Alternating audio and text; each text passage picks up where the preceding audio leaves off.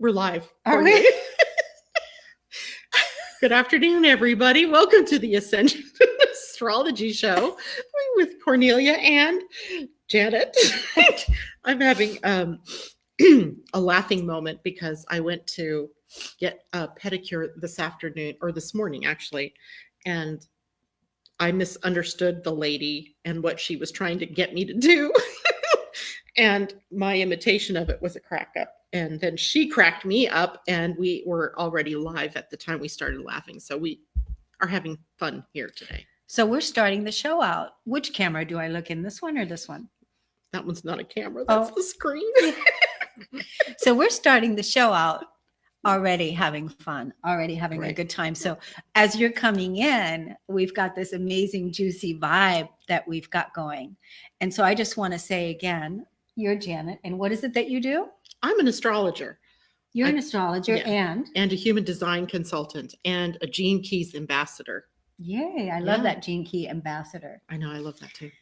I'm Kornelia, and I am an empowerment coach. I'm an ascension guide, and I'm a radio host, which you are also. Yes. I'm a co-creator of Heaven on Earth, and you are also that, even though you haven't said it.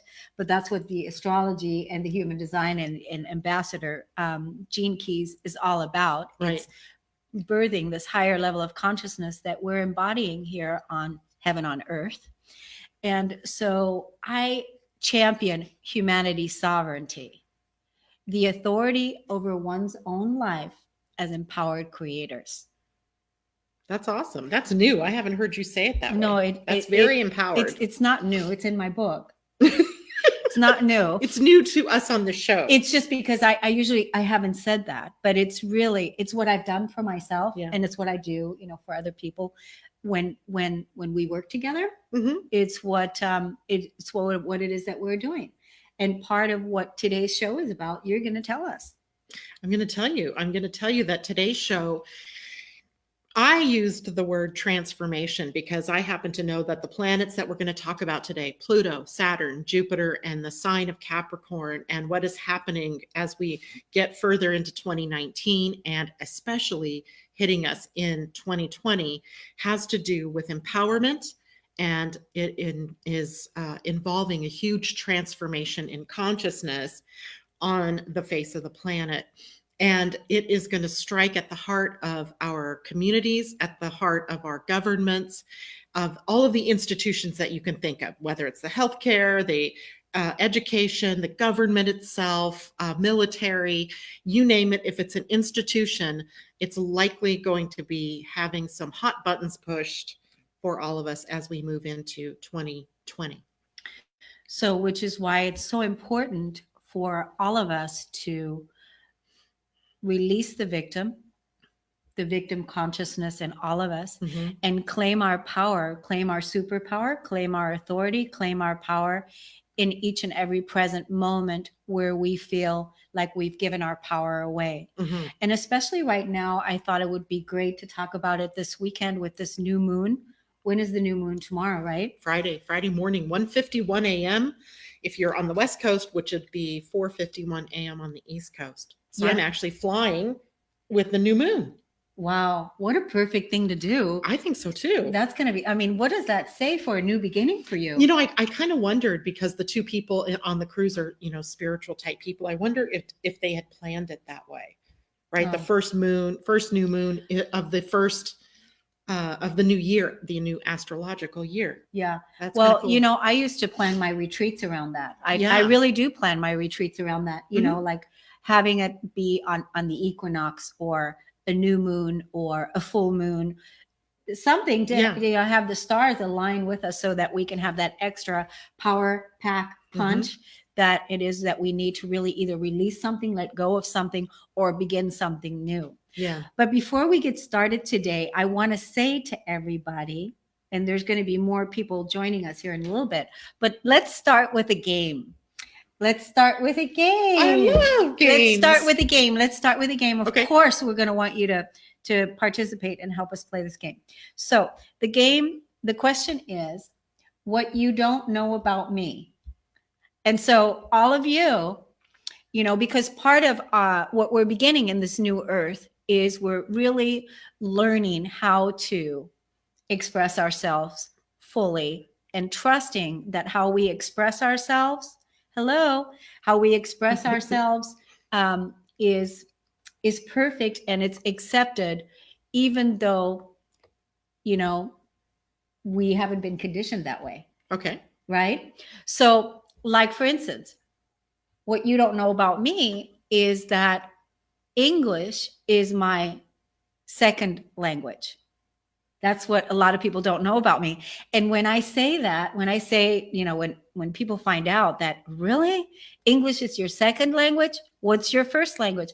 It surprises people because of how well I speak English and all of that. Right. So, but your native language is German, Deutsche, Kraut.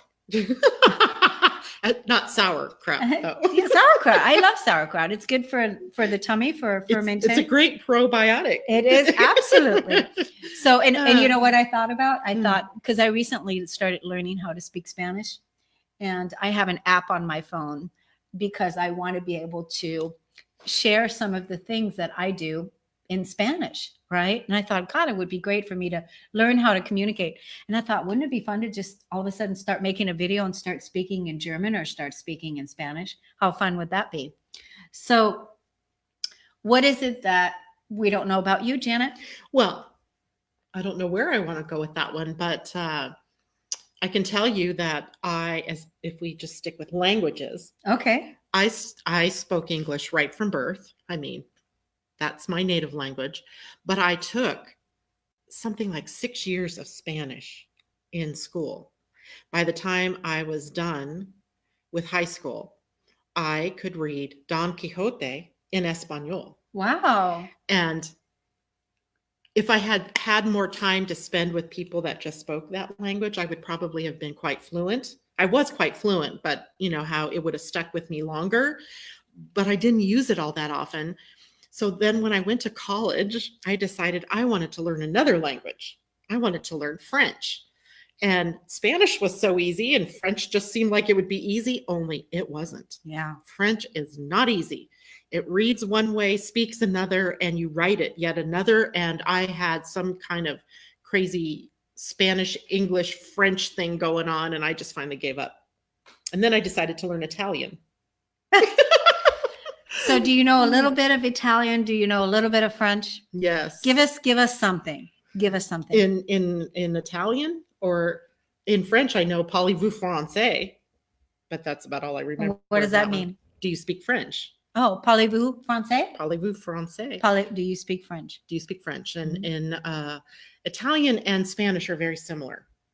So almost anything you could say in Espanol is also in Italiano. Yeah. German is also a very hard language to learn because of the way that we pronounce things also, right? But what is it that we don't know about you? Hi, everybody. Let's say hi real quick and then we can do this. So yeah. Hello, Debbie Hedden.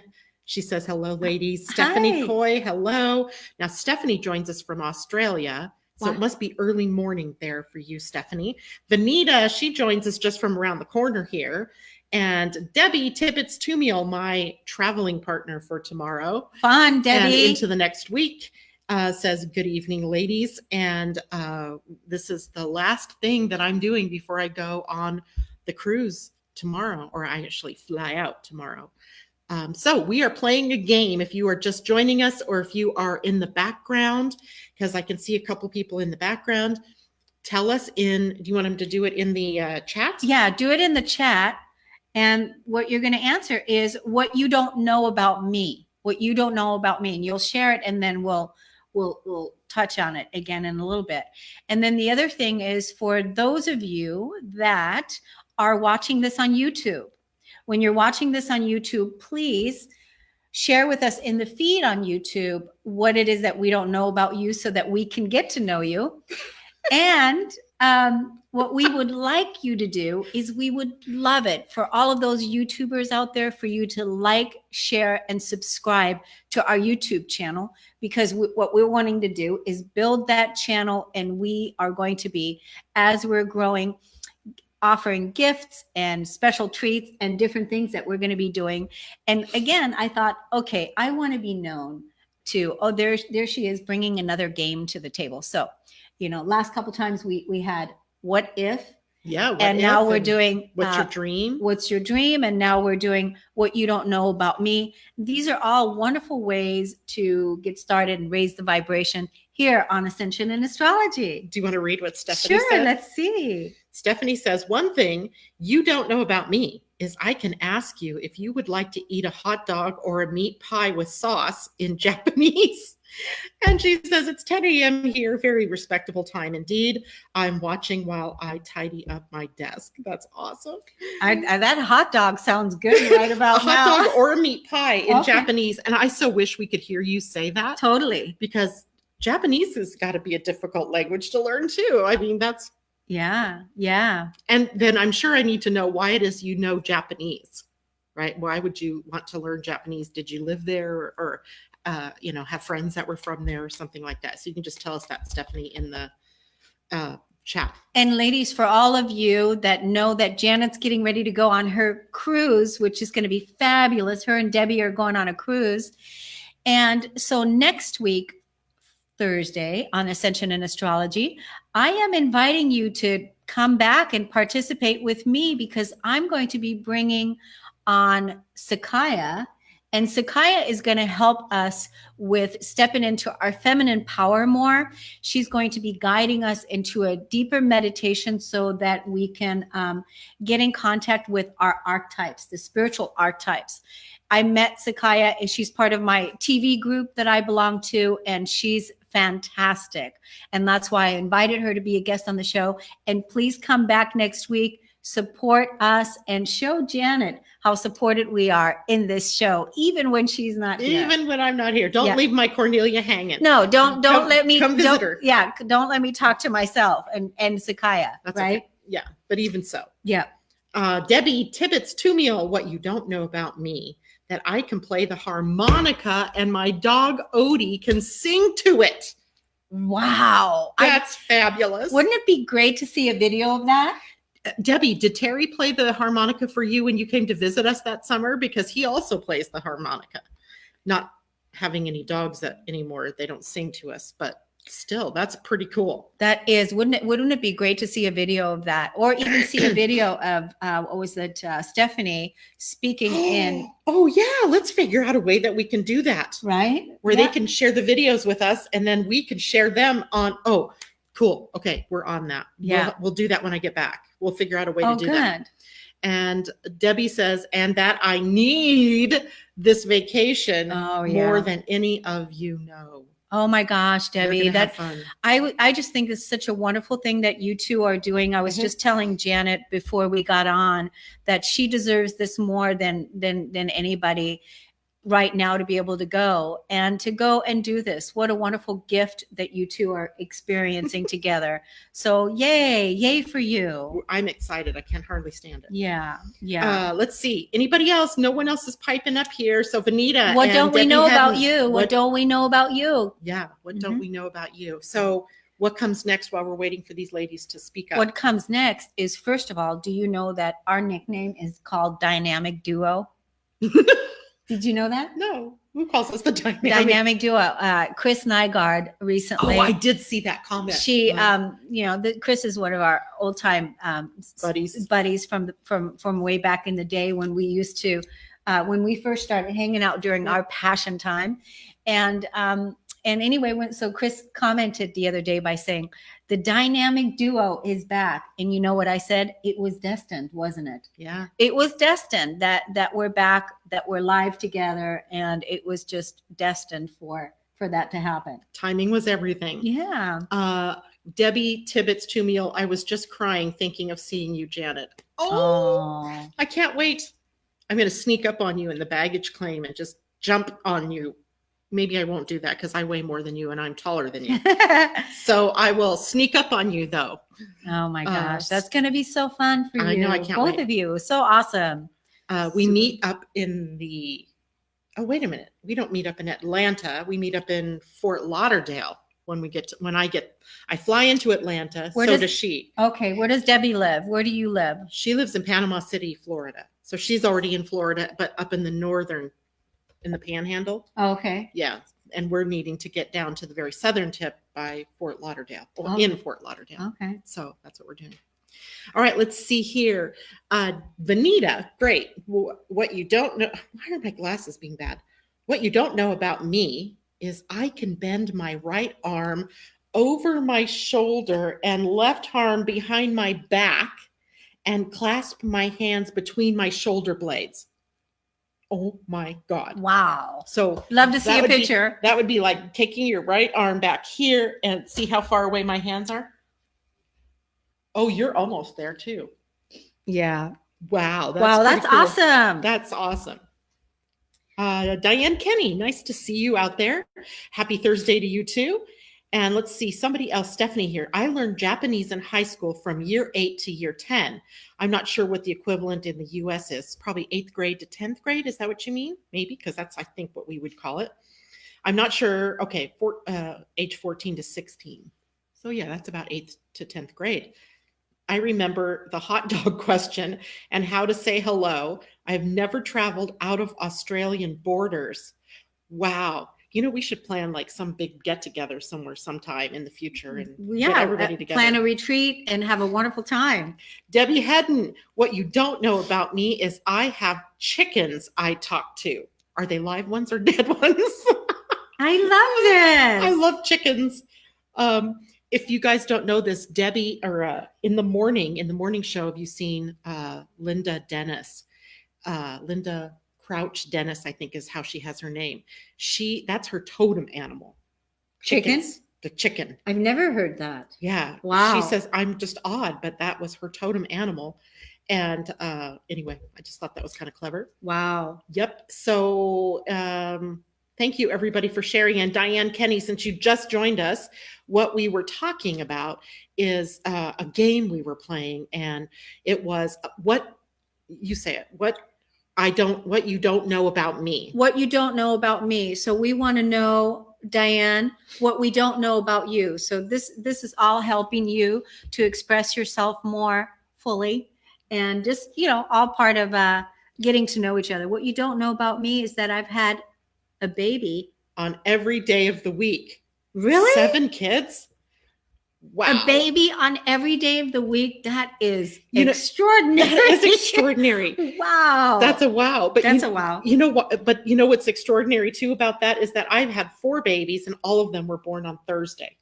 That's extraordinary. All 4. And they weren't planned for Thursday. They just all seemed to come on Thursday. Wow, that is extraordinary. That's awesome, Diane. Thank you for sharing that with us. And Debbie is in Lynn Haven, Florida. My bad. She's not actually in Panama City, but that's the closest big city I could think of. Mm-hmm. So there we go. Yeah, awesome. Wow.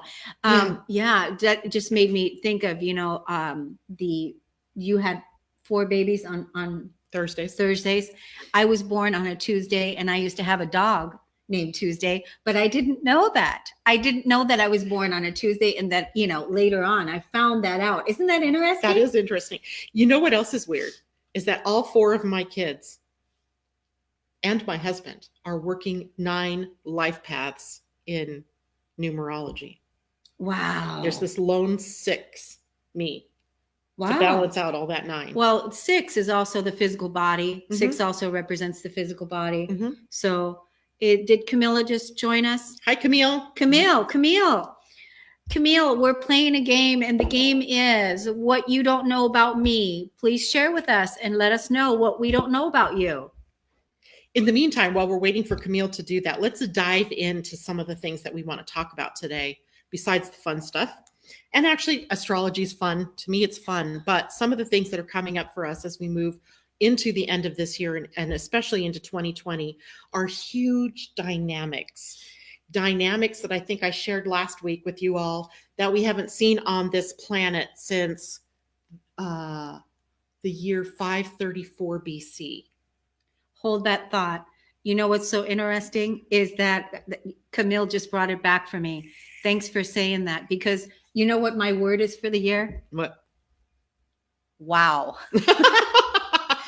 Wow. And so Camille just brought it back. She said, wow. And I'm like, that's what I wanted to say. Thank you so much. Wow, that's my word. So what's happening now on the planet hasn't happened before. When? So next year, Next year. as we move into 2020, literally, as we get into December of this year, it sort of begins in that Jupiter, who is right now in Sagittarius, moves into Capricorn alongside of Pluto and Saturn. As the year goes on, and especially I think it's March, May, and July of 2020, the three of them are going to conjunct. They're coming together as a trio. Now that is what hasn't happened in that's what, 1600 some years, 2000 years, some long period of time. And the last time that the three of them were together, it was at the dawning of the civilization that we know of as the Babylonians. So way back. Wow. Right? Within 100 years of the establishment of Babylonia and the Babylonians came the Code of Hammurabi. And the Code of Hammurabi was the first time in history, at least up until that point, where a civilization agreed to a set of laws. And the laws pertain to things that are very similar to the things we talk about now, right? Theft, incest, marriage, properties, all the different types of laws that you can think of were established in that period of time in the Code of Hammurabi. So as soon as I saw that, I went, oh, wow. It's really interesting because over the centuries, since laws became a part of our vernacular, a part of our awareness and our expression, they have come to be, can I even say this on live air? They've been bastardized. And they have been used unevenly across races, across the sexes, and not just like they are today specifically, but throughout history. Many times other races, whether it was the Irish, whether it was the Italian, the Polish, as they, were coming into our country. And so I can only speak to the history here in this country. They were marginalized or their rights were being trod upon. Just like now we say this is happening with people who are of a different religion, say the Muslims or the Islamic people, and also the history of Black people.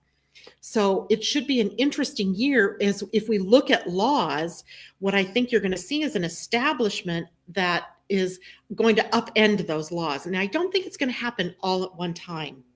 But I think we're already seeing this building up where we can see very clearly right now the college deal, right? And I'm sure you've heard about this where stars were bribing people because they had money. They were bribing college athletic coaches to get their children in, or bribing people who proctored the ACT tests or the SAT tests so that their kids would get better scores, and how uneven that is, right? Because then, everyday Joe, who might have way more ability to get an education and use it, was not getting that same kind of advantage. So we can see that there's this unevenness. So I would say that that we're seeing already the blowback from some of that, where these things are already, that disparity between the sexes, the disparity between those that have and those that don't. The imbalance is so in our faces that the next thing you're going to see with the coming together of these three is going to be the attempt to bring that more into harmony and balance. Yeah. It may take some time. I mean, the Code of Hammurabi took about 100 years to bring into, so I'm going to give it maybe 10 years for now because of the way time is sped up. So I don't think it's going to take us 100 years to get there, but it may take some time to get the laws on the books or to come to an agreement as a collective that the laws we have on the books that do protect equality are actually applied equally. But that's only going to happen, Janet, if each person claims their own sovereignty, if each person claims their own authority, and if each person, releases the codependent victim, that all of that right now, that we don't have to wait for years and years and years and years. That's why whenever we're triggered, even with this new moon this weekend, this new moon really is about, releasing your codependency, releasing the energy of the past, so that you can really fully step into your sovereign power, and that you can be yourself in all of your relationships. Where before, when we've had guilt, when we've had shame or limitations from our past based on our family, based on the lineage that we've had, right? So like, if we fully expressed ourselves in our family, then they may not love us for really standing up for who it is that we really are. So we made ourselves small, and we didn't shine our light because we want to be loved. Yeah. We want to be loved. So we kept that limitation. But what's really, really, really, really important right now in this new beginning with this new moon is that we release the codependency, that we express ourselves fully in all of our relationships, the relationship that we have with ourselves, with our source, with our sovereignty, and claim that and own that.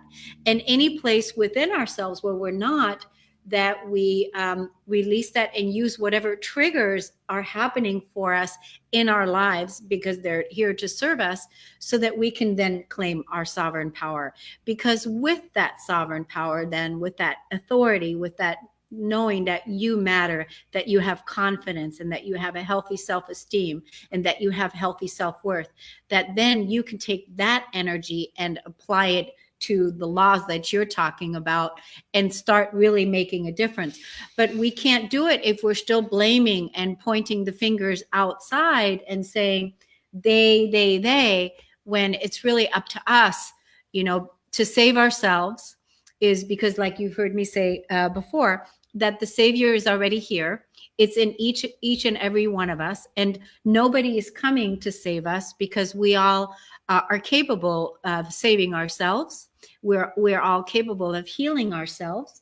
Doesn't mean that we don't have mentors, doesn't mean that we don't have coaches, because everyone, works so well with mentors and coaches.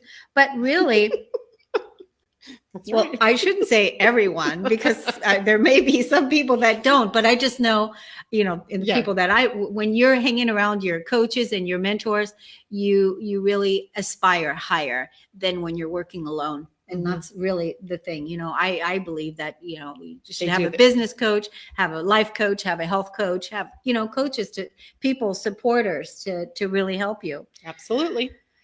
So I wanted to say that about the claiming of our sovereign power in response to what it is that you say. And are you feeling that is in alignment with what you're talking about? Well, yeah, because the only way out of these issues, is for us to recognize that we are the ones, right? There's, like you say, there's no savior coming. And so the best way forward then is for us to each claim our own responsibility in this, and our own, sovereign, the word means self-reign. Yeah. Self-rule. And that's why it's like, that's the main thing. And so even if your mantra this weekend for the new moon, I'm going to give you all a couple more mantras later that we can use. One of the things that I'm going to be bringing is mantras. I'm going to be bringing games. I'm going to be bringing fun, and I'm going to be bringing, because these are all things that I use for myself and my clients. But even if this weekend for this new moon tomorrow, that you just have a mantra and have the intention that you're ready to claim your sovereignty, and that you're stepping into your sovereign power, into your sovereign authority, because again, that's helping you self-rule, right? And if you just use that as your mantra, because that's really going to, again, change the trajectory within your physical body, and everything's going to line up then to meet you, that you don't want to be dependent upon anything or anyone outside of yourself. You want to self-rule. You want to be sovereign. There's a couple things that couple good movies to watch, not movies, but like on Netflix. Yeah. On Netflix, you know, the movie, it's not a movie, it's a series, The Crown. Oh, the about Queen Elizabeth. Yeah. I watched that whole series. Me too. I love that so much because again, they're talking about the sovereign. They use that word. And so when we really use the word the sovereign, and that when you know and feel that you are sovereign within yourself, that there's no one outside of you that has any power or any control over you unless you have given them that. And now is the perfect time to claim your power back. And that is the other mantra that I'm going to give you. I'm going to give you another mantra that you can use at any point in time to whenever you feel triggered in your relationships or in your family or anything that's happening outside in the world where you feel emotionally triggered by a limitation or something that you want to move beyond. You then say this mantra and claim back your sovereignty. But one of the reasons, Janet, is that I wanted to talk about this subject is because I wanted to talk about what I was shown. And I carry this in my wallet, okay? Because I always want to remember this. So I'm what you were shown, how, when, by whom? I was shown this. You know, I saw this as a metaphor last year in October for the time period that we're in now, 2019, but also ongoing. But this is what I was shown. And as soon as I saw it, I was out. And when I saw that, I came home and then I wrote this down. And so here it is. And so let's see. And so this right here, the square, and it's perfect right now because we're in the month of April and it's all about structure and really embodying new structures and setting new structures. So when you see this square, the square represents the earth, possibly it represents the land, and on the land you see the house. You see the house, and that's where we live. And then what's written here, this is called hoarding. This is called hoarding. And then what that horseshoe is here is the toxic land, the land that's toxic that we're learning to purify. And then what this says right here is the old structures coming down. And the old structures coming down is all about our belief systems, our blockages, our habits, anything from within ourselves, but also on the world at large. The old structures are coming down.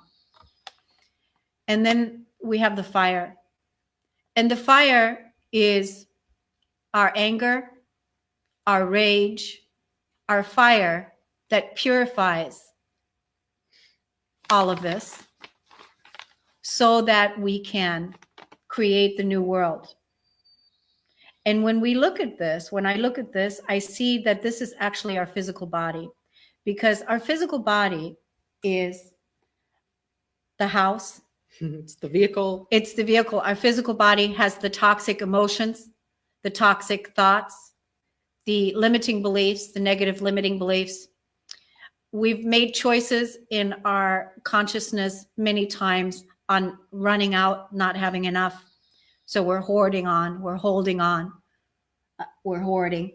And then which is a greed model. Which is a greed. And we're coming from a lack consciousness, which isn't true, right? Because, you know, when you really know that in this moment and any moment, how amazingly wealthy, how amazingly worthy, how amazingly abundant you really are, and start making choices based on that rather than the lack. Again, that's the old structure that's coming down here again. And then, you know, with the fire, anger is one of the greatest fuels that you can use to burn that shit up and really release the energy. That's anger is, I love anger. And that's part of the reason why when I wrote my book, Peace, the Flip Side to Anger, that's usually how I clear energy, how I move energy within my own rage. When I see the injustice happening and I get angry, and then I take it back home, and then I do the energy work and I do the alchemy. What is it that I'm really angry about? And usually what I find is what I'm angry about is something that I feel powerless about, something that's an injustice, that there is a truth underneath my anger that hasn't been communicated because I haven't known how to communicate it because I'm angry. I'm angry right now. And underneath that anger, there is something that wants to be said that I haven't said because I didn't know how. And first I have to know how to communicate, but first I have to let go of the anger because that's part of the old bullying. It's the bullying, the anger. I'm not going to continue on projecting my anger onto you and continue on doing the same thing that we've always done when we started war, with either our voice, with our verbal, or throwing things or killing people, right? With anger, is that we have to take responsibility for our own house, for our own structures, for the toxic land, the emotions that are within all of us. And so that's why I carry this within my wallet, because this is our house. This is what it is that we're doing. And we are each releasing the old structures, clearing out, letting go, burning down, taking out, releasing, letting go, so that we can, again, envision a beautiful new earth, build a beautiful new earth that is our true organic nature and what it is that we came here to do. But right now, it's going to get messy before it gets nice.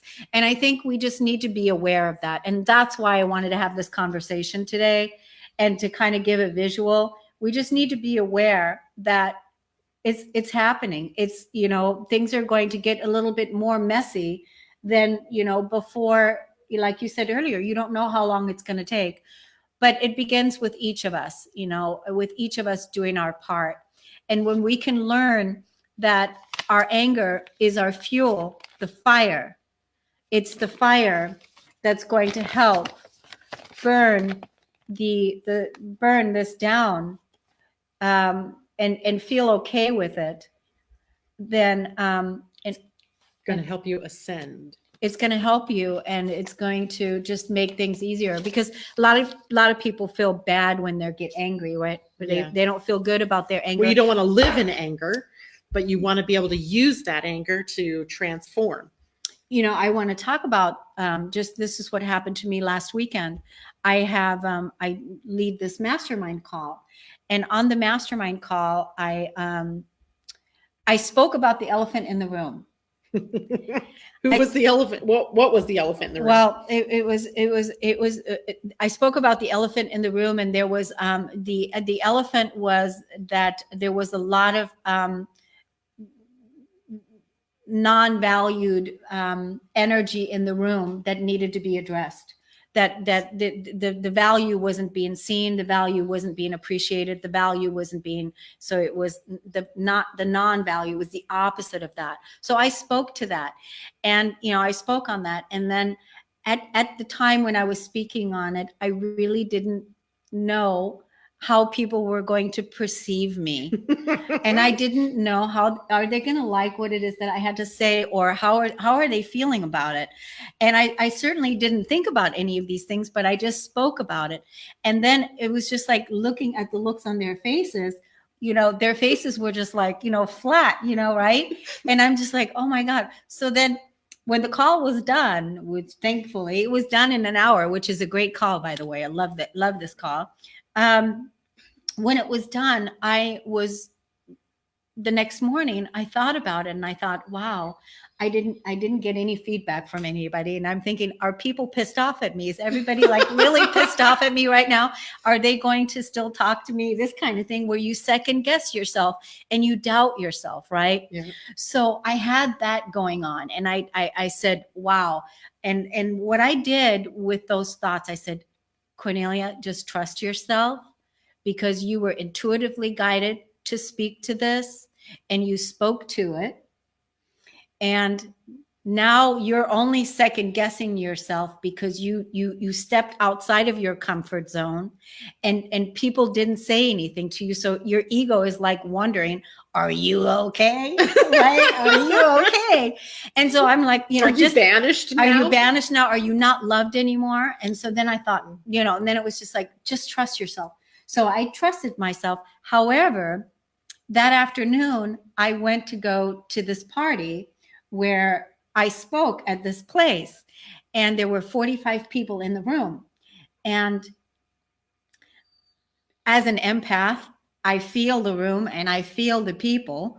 And so then I'm speaking, and after that event was over, now I had the event of the people and then the event from the night before. And suddenly I felt this anger rising up in me because from the night before and then from this day. And even though it was all fine, but I was feeling the depth of my emotion. Oh, okay. Gotcha. I was feeling the depth of my emotion. And all of a sudden I felt angry because there was injustice that I was personally triggered by, that I was feeling this. And so then I'm driving home in the car and I'm going, ah! And I'm going, what is it that you're so angry about? And then I spoke about the injustice of what I see. And, this is what I was angry about. And I said it out loud because that's how I process my anger. And part of why this is so important is because when we speak to the injustice and when we acknowledge what we each are triggered by, that's our unique message that we're bringing to the table, because there is a new way now. There's a new energy that you're embodying, because once the injustice has been acknowledged within you, then there's a new template that is now taking over because light is coming into that space, right? So, and then sure enough, the next day, when I move into my anger, then usually a day later, then I move into my feminine side, and then I move into, and I had some tears, and the softness in me, and I was feeling, a little bit emotional, feeling some tears around it. And I had that. And then, it was interesting because then all of a sudden, a couple days later, all these testimonials came in. All these testimonials came in from the leadership call and saying, thank you, Kornelia, for what you did. You were fighting for us all. Thank you so much for saying what you did. Thank you for That's awesome. It was like, and the whole time I doubted myself. But this is what we all go through. Yeah. We all go through this. And that's what I'm talking about, this leadership that we're all being asked right now to really fully step into this leadership and to trust ourselves, that when we're being called to speak on something, or when there's an elephant in the room, or when you feel like, no, I don't want to say anything. No, is to really speak up and be the leader in your own life, be the hero in your own life and speak up to it. If you're being asked to, we're not living in comfortable times, ladies and gentlemen. We are not. We are so past that. So anyway, this is part of, using our emotions to express ourselves fully. And right now, with this new moon, embracing the depth of our emotions is really key. Not suppressing anything, and even saying it out loud as a mantra. That's one of the things that I did in my membership. Then I take that and I write out the mantras for the group. And the mantra was, I experience the depth of my emotion. I dive deep into the depth of my emotion, because once you do that, you are fully present with everything that's there. And when you think about it, prior to us experiencing the depth of our emotion, there was too many things to feel. There was too many things to feel. We have to do it in increments, like how do you eat an elephant? One bite at a time, right? We have to do it in increments. We have to do it just a little bit at a time, because our physical body, it's just too much. And there is so much going on. So what do you think about all what I said? I think it's profound. Yeah. And I keep thinking the fact, you guys don't know this, but I know this about her, is that she's a provocateur. Right? You are a provoker. She carries that energy, that signature in her DNA, in her human design chart, in her gene keys. And it's not surprising that she would speak to something like that. And then in this case, the provocation didn't, get anywhere, at least not on the surface, but later you get to see the results of that provocation. And it has its purpose. It's meant to get people to see themselves more clearly. Well, and that's part of the reason why, I mean, again, we all want to be liked. We all want to be loved. But we also want the truth. And one of the things that I bring is the truth, is that this is the part. It's like, bringing the truth, speaking the truth, knowing that, and you have to find out what your own truth, what truth means to you, because, there's your own personal truth, and then there's universal truth, and and the truth is constantly changing because we're continuously evolving, but we have to have the courage to speak the truth. And that's also part of this new moon, this new beginning, is really being able to speak the truth, but speak it with love and kindness, speak it with compassion, and speak the truth. My talk this weekend was about unconditional love. And it was really amazing because I didn't know that I was going to be talking about this, but watching the audience, seeing the audience in the room, and, there were a lot of people in there in the audience that were, 50 and plus. So 50 and plus. So think about this. Our generation, our parents, they certainly weren't raised and born in unconditional love. So now there's a person up there on the stage talking about unconditional love. And so can you imagine the looks on their faces of, what is she talking about? Unconditional love. In the old world, if you're a good boy and you're a good girl, and if you love me and if you do what I say, then I will love you. I will give you candy. And I will, that's that condition. But in the new world, we have to be authentic and practice what it is that we teach and preach, and what kind of world that we want to live in. And the kind of world that I represent is heaven on earth. And that is every moment, you have to bring yourself into that, and the unconditional love that we want to see in the world. And it's not comfortable. It's not comfortable because we're still living in a world where there is so much injustice going on. So. Wow. That's a mouthful. That's a wow. See, that's the word. That's a wow. That's a wow. And so I'm going to inject some levity here. Please if do. I can. Please do. Camille put in here that she's living a life path numerology 1. She has 8 cats, 1 dog, all rescues. Together we make a household of 10. Nice. That's a lot of kitty cats. Wow. That's a lot, and 1 dog, poor dog. Then it's so the way I would read that. So you have 8 cats. So it's 8 feminine, because the feminine energy, right? And then including you, 9, right? But the dog, the unconditional dog, one was the dog. Dog a male? Is God in the mirror. Yeah, totally. Dog, right? God in the mirror. Yeah. So everything, all those words that you just said, could be the buzzwords for the sign Aries, where the new moon is. Courage and stepping out, self-love, acceptance, and so letting go of victim energy, standing up in your truth. All those things have to do with Aries energy, Mars energy in Aries. And so it was quite profound there. And well, you know why that is. Why? Because you have Aries on the rise. I have Aries on the rise. She's rising sign Aries. She's speaking her own language here. But while you were talking, you guys could probably see my face. I go through various faces while she's talking, because I swear she says something and it connects with something in my head, and or has me bringing more information in. And one of the things that I was thinking about is the sign Capricorn, where Pluto, Saturn, the South Node, and ultimately Jupiter, as we move into December, will be, and where that triple conjunction is taking place in 2020, is feminine. Mm-hmm. Capricorn is a feminine energy. And, I can't help but notice, dog is a boy, 3 female cats, 5 male. So I can't help but notice that it is the patriarchy that is taking the beating. Right? The feminine is rising. It's the patriarchy that's, having to deal with what is ultimately going to be a new world. And I've said this before, and I think it's probably cutting edge. No one else will probably ever believe this, but you guys hear this when I talk in the mornings, is that I even think Saturn is a feminine as opposed to masculine. We always think of Saturn as the taskmaster in masculine. Do you want to know what my anger and my rage and my injustice was about? What? Was about the beating of the feminine. Mm. The lack of the feminine being honored, the lack of the feminine being valued, the lack of the feminine being celebrated. Absolutely celebrated.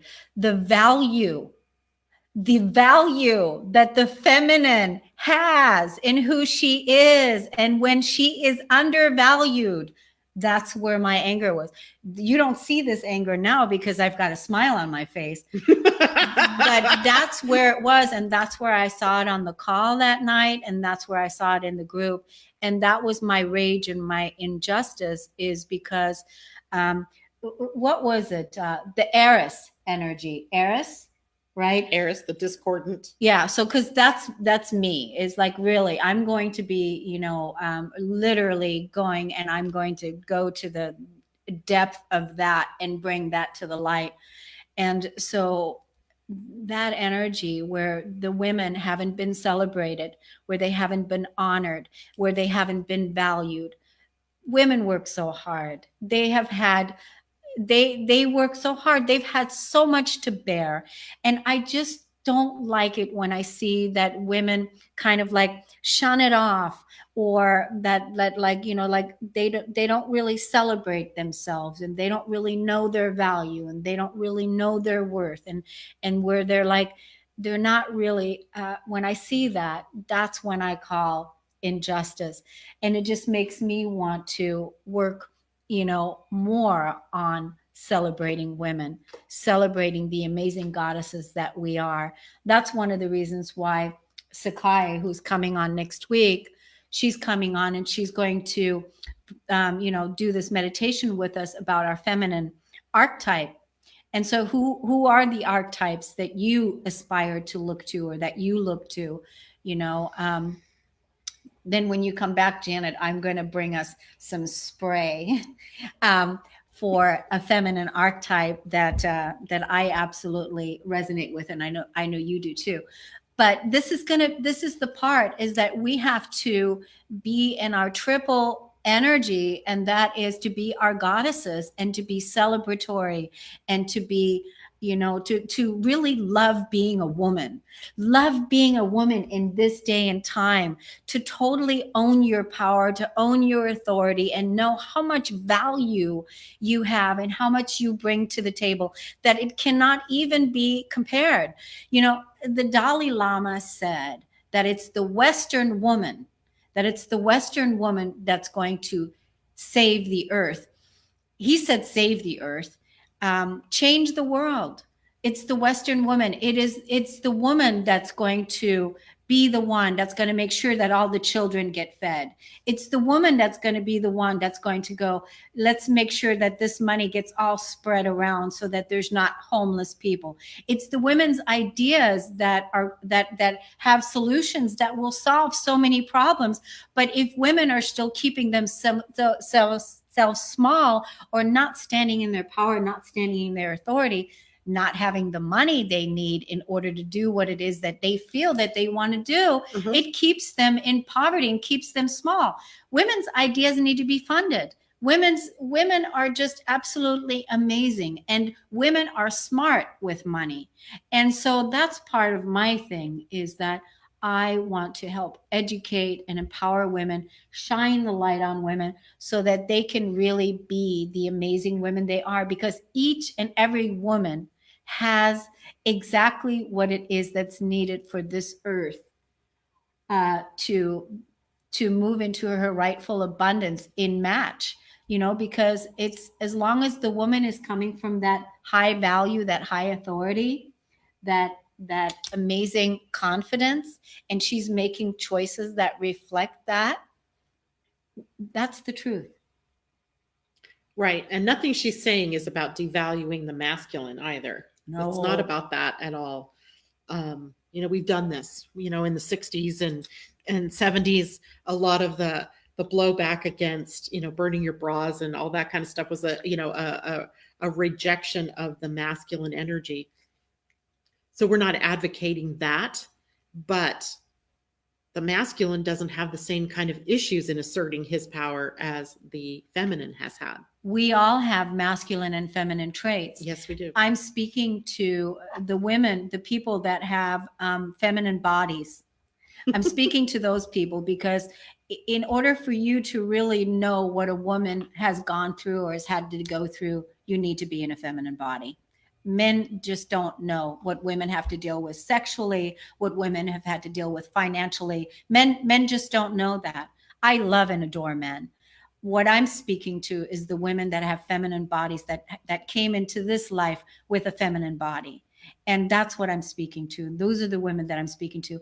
But know this, that the masculine action that you're taking,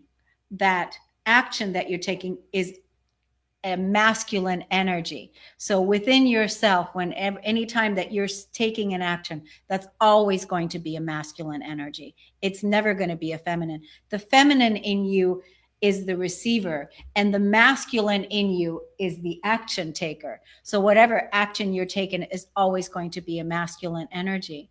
And because we all have both. So the feminine is, I can relate to what Kornelia is saying. I have gone through.